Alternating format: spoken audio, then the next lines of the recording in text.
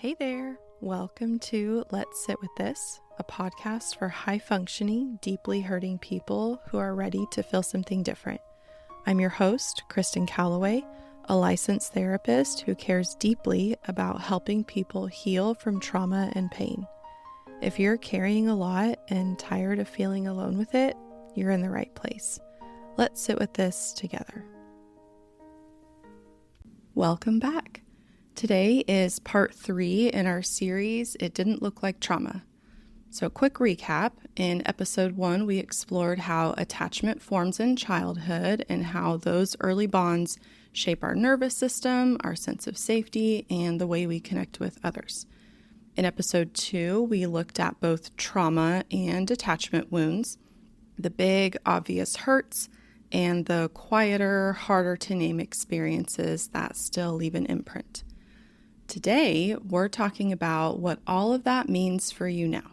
How early experiences, whether they were abuse, neglect, abandonment, or the ongoing absence of emotional safety and connection, can shape how you show up in adult life.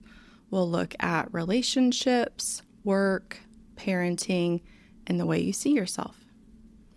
If life feels stable and safe now, but your nervous system still reacts like it's under threat, you're not weak, you're not being dramatic, and you're not crazy. You're responding the way your system learned to respond. So before we get into the heavy stuff, let's pause together. Just feel your feet on the floor. Let your jaw loosen. Drop your shoulders. And let's take one slow breath in through your nose. And let it go. If you need to move or pause at any point, give yourself permission to do so. So why these early patterns stick? I hear this all the time. That happened so long ago, it shouldn't still affect me now. Well, our nervous system's job is survival. It learns early how to get connection, how to avoid danger, what safe feels like. And once it learns those patterns, it doesn't just throw them out because you've grown up. Even if you're in a loving relationship now, even after years of therapy, your body may still respond based on the rules it learned in childhood. It's not a character flaw, it's wiring. So some patterns in therapy that I notice. Within the first few sessions, I often see patterns that point us back to early family dynamics and experiences. When clients are frequently apologizing for having emotions or feeling like they're talking too much in their own therapy session. If someone is showing strong patterns of either hyper independence, I can only rely on myself, I can't trust other people, or chronic codependence where they don't feel safe unless they are in a relationship. Strong guilt about setting boundaries, or even a belief that they can't, that is unkind or not appropriate. Using harsh, critical language towards themselves. I can often have people call themselves names, use degrading language, often call themselves stupid, things like that. When clients feel responsible for other people's emotions or problems. When someone has long-term anxiety or depression that medication and past therapy haven't fully shifted, it always seems to come back. High achievement with no real end point when they're always moving the bar higher. When people struggle to pull back from relationships that feel unsafe or uncomfortable. When people need to overemphasize how loving or normal their family was or is. And coping patterns that numb or disconnect them from their feelings. So remember, these aren't flaws, these aren't failures by any means. They made sense in the environment you grew up in. They helped you stay safe, connected, or in control at the time. In therapy, They're often the doorway into understanding what your younger self went through. So let's look at how those trauma and attachment wounds show up now. Trauma, often coming from overwhelming events like abuse, neglect, or violence, leaves your system in a constant state of protection. Attachment wounds often come from chronic misattunement, inconsistency, or the absence of emotional safety. They can be quieter, but they still wire your system to expect disconnection. So remember, your struggles make sense in the context of your story, and they can show up in ways that you might not expect. So let's look at how these early wounds show up in adult relationships. And we're going to go back to those 3 insecure attachment types. So for anxious attachment, we're going to see that clinging to closeness, overanalyzing every text, panicking if someone pulls away, needing to try to fix things, frequently apologizing, sensing conflict or danger in just small changes of tone, needing everything to be perfect. Everything needs to be fine. And so they are usually over functioning in those relationships, trying to make sure that everything feels safe so that inside they feel better. Avoidant attachment looks like shutting down when someone gets close, avoiding emotional conversations, convincing yourself you don't need anyone. Often during conflict, it's when that hyper-independence can kick in. I don't need anybody. I don't need you. I'm just going to build a wall around myself and not let anybody in. And disorganized attachment. So that really significant craving connection, but also pushing it away and really cycling between closeness and withdrawal back and forth. So if you had to earn love through performance or perfection, you might overextend yourself now, proving your worth and fearing disappointment. If love once felt unpredictable, you might walk on eggshells with people you care about, scanning for rejection. Let's look at how these patterns show up at work. Often this is going to look like overworking or people-pleasing to feel safe. They are always going to be the ones who are signing up for the next project, the shift that needs covered, any kind of task. They're always going to be the one to sign up for that. Imposter syndrome, where you doubt your accomplishments and have this persistent fear of being exposed or found out as a fraud. And sometimes it looks like avoiding leadership to dodge criticism or seeking it to prove your worth. If you were often criticized as a child, you might triple check every email, replay conversations in your mind for hours, or feel the stakes at work are nearly life or death, even in a supportive environment. So in parenting, wounds show up in parenting. Having kids is like putting a magnifying glass on wounds that you didn't know were there or that you didn't know were that big. That was certainly my experience, and I see that a lot with clients. And this can look like feeling activated or triggered by your child's emotions because no one helped you with yours. It can look like overcorrecting to be the opposite of your parents, wanting to be the complete opposite and trying to be essentially perfect, which leads to complete exhaustion, right? It's going to wear anybody out.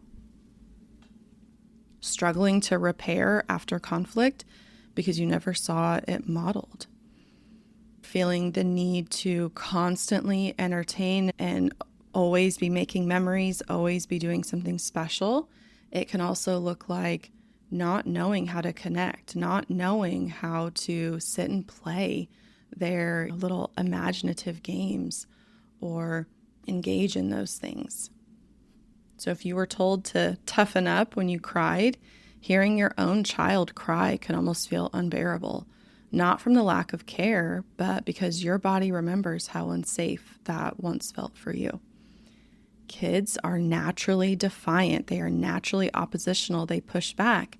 And if you grew up in a home where that was not allowed or that was unsafe, that you were going to be grounded, have every punishment given to you. If you're going to be physically hurt, some people got kicked out. I mean, all of that, to then have your kids push back against you. The only thing your system knows is that this is not allowed. This was never allowed for us. It was unsafe. And so this can't be allowed to happen now. It can look like struggling to set boundaries, feeling like your kids rule your life because you're terrified of damaging that connection with them. You worry that they will end up feeling disconnected from you in ways that you might feel disconnected from your family. And then self-perception, how you see yourself.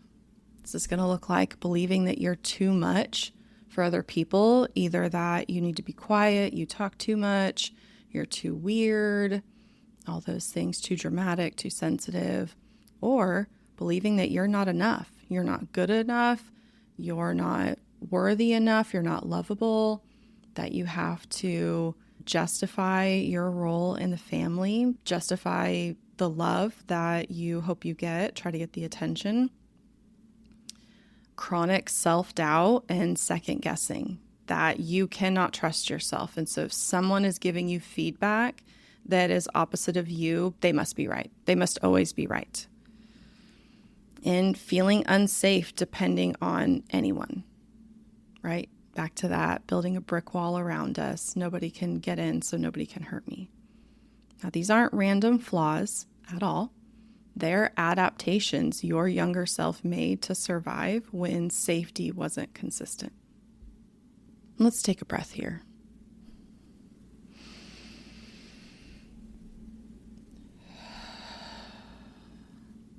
Notice any tension, heaviness, or even numbness in your body. See if you can acknowledge it without judging it, without needing to fix it. Just notice.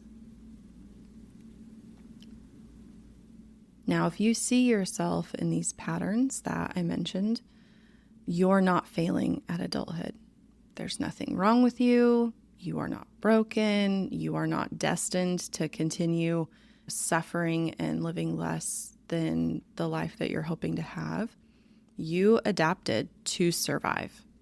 The strategies that helped you back then, that protected you, that got you through, that got you the kind of acceptance and connection that you could get in your family, or that protected you from enduring any more trauma or abuse, those helped you back then.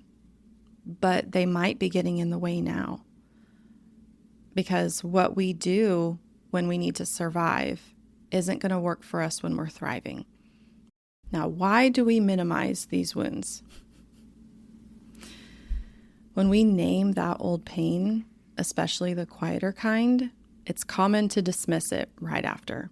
If I had a nickel for every time that someone has said these, I could probably buy a beach house at this point.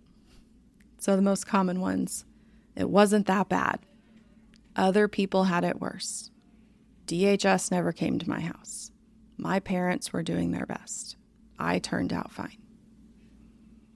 Minimizing isn't just denial, it's protection. If telling the truth risks disconnection or shame, your system learns to downplay it. If outright naming the patterns or the interactions that were going on in your family were not allowed, if they were not voiced by the adults in your household, you didn't have the option to name them. You have to go along with the people who are bigger than you, more powerful than you, stronger with you, and that you are relying on to provide for you. And the younger you are, the more reliant you are upon them to take care of you. So it's not an option. Sometimes you never had anyone name it for you. They didn't even have a name for it. So you didn't realize it counted as pain. Once you name what was missing, it becomes real. And if it's real, you might have to feel the sadness, anger, grief, confusion, loneliness, deep, deep hurt that comes with it. And it's really hard and painful to do.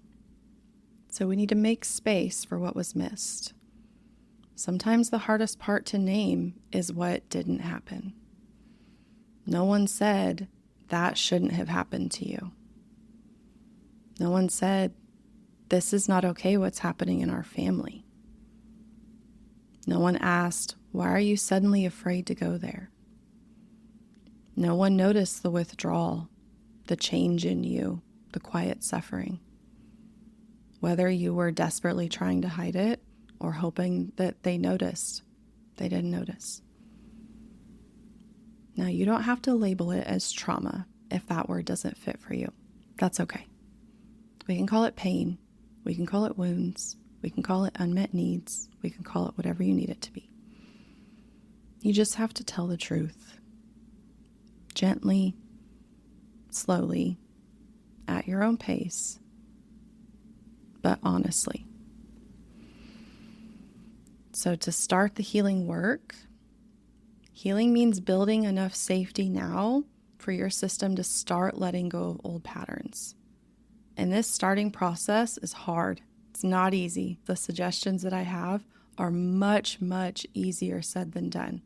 And oftentimes, that's kind of the longest part of therapy, is the beginning with some of my clients of slowly being able to talk about what happened, being able to work through the guilt or the disloyalty that people feel, telling the truth about what happened in their family. But here's a few places to start, some things to consider. Name what happened or didn't happen.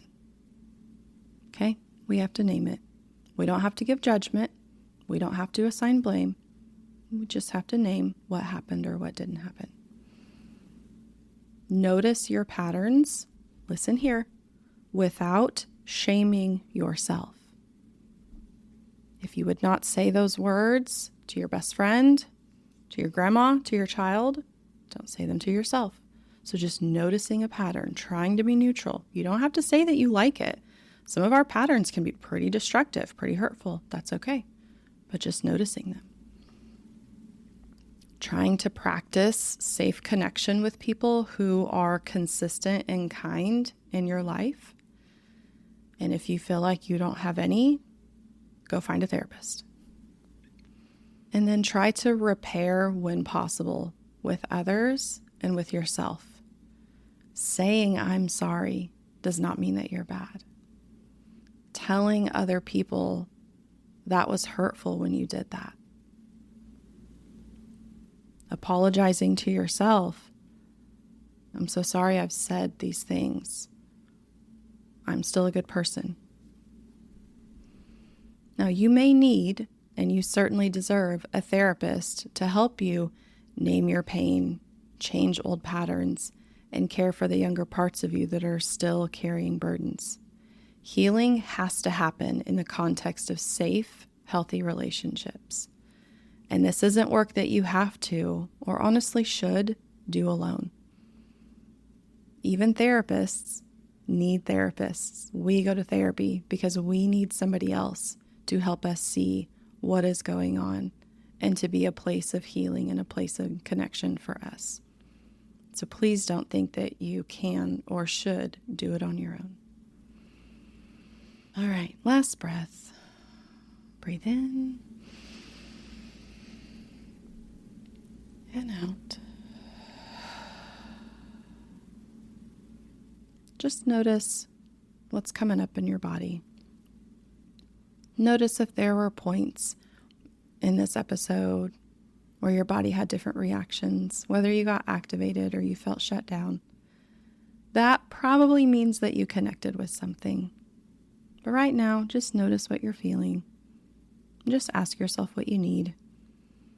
Are you feeling very activated and worked up?